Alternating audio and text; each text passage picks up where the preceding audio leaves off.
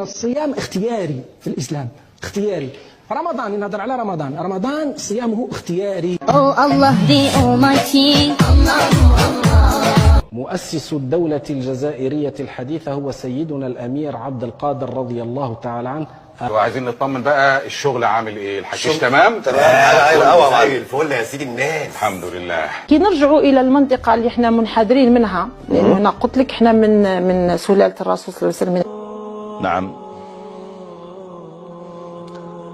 إنها الربح من الإنترنت يمكن أن يتم بعدة طرق، وفيما يلي بعض الطرق الشائعة للربح عبر الإنترنت: التسويق بالعمولة، أفيليت ماركتينج، ترويج منتجات أو خدمات لشركات أخرى، والحصول على عمولة عن كل عملية بيع تتم عن طريق رابط تابع لك، بيع المنتجات الخاصة، إنشاء منتجات أو خدمات تقدمها وبيعها عبر الإنترنت، سواء كانت منتجات رقمية مثل الكتب الإلكترونية أو البرامج، أو منتجات مادية مثل الملابس أو الحرف اليدوية. الربح من الإنترنت يمكن أن يتم بعدة طرق، وفيما يلي بعض الطرق الشائعة للربح عبر الإنترنت: التسويق بالعمولة، أفيليت ماركتينج، ترويج منتجات أو خدمات لشركات أخرى، والحصول على عمولة عن كل عملية بيع تتم عن طريق رابط تابع لك، بيع المنتجات الخاصة، إنشاء منتجات أو خدمات تقدمها وبيعها عبر الإنترنت، سواء كانت منتجات رقمية مثل الكتب الإلكترونية